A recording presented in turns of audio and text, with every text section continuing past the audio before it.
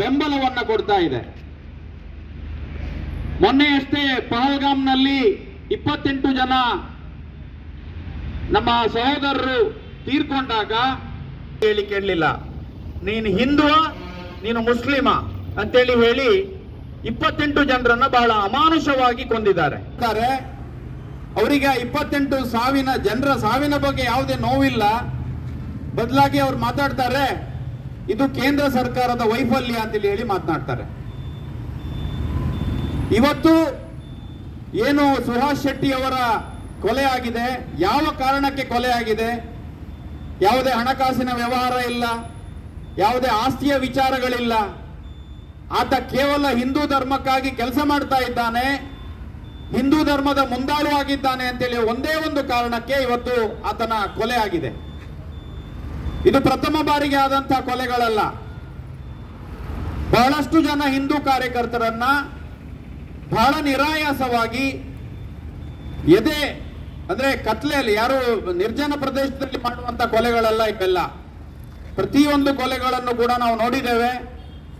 ಜನನಿಬಿಡ ಪ್ರದೇಶದಲ್ಲಿ ಯಾರ ಭಯವೂ ಇಲ್ಲದೆ, ಯಾರ ಹೆದರಿಕೆಯೂ ಇಲ್ಲದೆ ಬಹಳ ಅಮಾನುಷವಾಗಿ ಕೊಲೆ ಮಾಡಿ ಅಷ್ಟೇ ಧೈರ್ಯದಿಂದ ಓಡಿ ಹೋಗುವಂಥದ್ದನ್ನು ನಾವೆಲ್ಲರೂ ಕೂಡ ವಿಡಿಯೋದಲ್ಲಿ ನೋಡಿದ್ದೇವೆ. ನಾನು ಹೇಳುವಂಥದ್ದಿಷ್ಟೇ, ಇವತ್ತು ಸುಹಾಸ್ ಶೆಟ್ಟಿ ಅವರು ತೀರ್ಕೊಂಡಿದ್ದಾರೆ, ಅವರ ಮರ್ಡರ್ ಆಗಿದೆ. ಮೊನ್ನೆ ಪ್ರವೀಣ್ ನೆಟ್ಟಾರ್ ಅವರನ್ನ ಕೊಂದಿದ್ದಾರೆ, ಅದರ ಹಿಂದೆ ಹರ್ಷ ಅವರನ್ನ ಕೊಂದಿದೆ. ಹೀಗೆ ಪಟ್ಟಿ ದೊಡ್ಡದಾಗ್ತಾ ಹೋಗ್ತದೆ. ಬಹುಶಃ ನಮ್ಮ ಮಧ್ಯೆ ಇರುವಂತ ಇನ್ಯಾರೋ ಕೂಡ ಮುಂದಿನ ದಿವಸದಲ್ಲಿ ಮರ್ಡರ್ ಆಗುವಂತ ಸಾಧ್ಯತೆಗಳನ್ನು ಕೂಡ ನಾವು ತಳ್ಳಿ ಹಾಕ್ಲಿಕ್ಕೆ ಆಗುವುದಿಲ್ಲ. ಕುಕ್ಕರ್ ಬಾಂಬ್ ಸ್ಫೋಟ ಆಗ್ತದೆ, ಪಾಕಿಸ್ತಾನಕ್ಕೆ ಜಿಂದಾಬಾದ್ ಅಂತೇಳಿ ಹೇಳ್ತಾರೆ. ಬೇರೆ ಬೇರೆ ದೇಶದ್ರೋಹದ ಪ್ರಕರಣಗಳಾದಾಗ ಅವರೆಲ್ಲರೂ ಕೂಡ ನಮ್ಮ ಕಾಂಗ್ರೆಸ್ ಬಂಧುಗಳಿಗೆ ಅವರು ಅಮಾಯಕರು, ಮೈ ಬ್ರದರ್ಸ್, ಅವರು ಮುಗ್ಧರು ಅಂತೇಳಿ ಹೇಳಿ ಕಾಣ್ತಾರೆ. ಆದರೆ ಒಬ್ಬ ಸುಹಾಸ್ ಶೆಟ್ಟಿ ಅಂತೇಳಿ ಹೇಳುವವನ ಒಬ್ಬ ವ್ಯಕ್ತಿ, ಆತನ ಕಾರಿನಲ್ಲಿ ಶಸ್ತ್ರಾಸ್ತ್ರಗಳು ಇರಬಾರ್ದು ಅಂತೇಳಿ ಹೇಳುವಂತ ತಿಳುವಳಿಕೆ ದುರ್ದೈವದ ಸಂಗತಿ. ಬಹುಶಃ ನನ್ನ ಪ್ರಕಾರ ಅಥವಾ ಇಡೀ ಸಮಾಜದ ಪ್ರಕಾರ ಇದಕ್ಕೆ ಕಾನೂನು ಕಟ್ಟಳೆಗಳು ಇದರ ಮೇಲೆ ಪರಿಣಾಮವೂ ಬೀರುವುದಿಲ್ಲ. ಧಾರವಾಡ ಅಥವಾ ಹುಬ್ಬಳ್ಳಿಯಲ್ಲಿ ಏನು ಅನ್ನಪೂರ್ಣ ಅಂತೇಳಿ ಹೇಳುವಂತ ಒಬ್ರು PSI ಮೊನ್ನೆ ಒಂದು ಸಣ್ಣ ಮಗುವನ್ನ ಕೊಂದ ಕಾರಣ ಕೆಲಸ ನಿರ್ವಹಿಸಿದಾಗ ಮಾತ್ರ ಇಂತಹ ಕೃತ್ಯಗಳಿಗೆ ಕಡಿವಾಣವನ್ನು ಹಾಕ್ಲಿಕ್ಕಾಗ್ತದೆ. ಇಂತಹ ಪ್ರಕರಣಕ್ಕೆ ನಿಯಂತ್ರಣವನ್ನು ಅದಕ್ಕೆ ಇಲ್ಲ. ನಾವೆಲ್ಲರೂ ಕೂಡ ಅಭದ್ರತೆಯಿಂದ ಬದುಕ್ತಾ ಇದ್ದೇವೆ. ನಮ್ಮ ಅದೃಷ್ಟ ಚೆನ್ನಾಗಿದ್ರೆ ನಾವು ನಾಳೆ ಬೆಳಿಗ್ಗೆ ಹೇಳ್ತೇವೆ, ಇಲ್ಲ ಅಂತೇಳಿ ಹೇಳಿದ್ರೆ ನಮ್ಮ ಶವ ಕಾಂಡನ ಮಾಡ್ತಾ ಇದ್ದೇವೆ ಜಿಲ್ಲಾ ಕೇಂದ್ರದಲ್ಲಿ.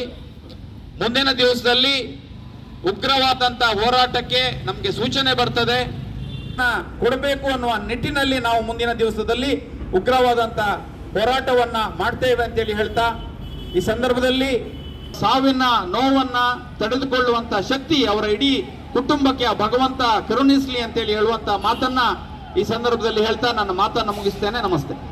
ಮಾತಾ ಕಿ ಅಮರ್ ರಹೇ, ಅಮರ್ ರಹೇ, ಅಮರ್ ರಹೇ, ಅಮರ್ ರಹೇ.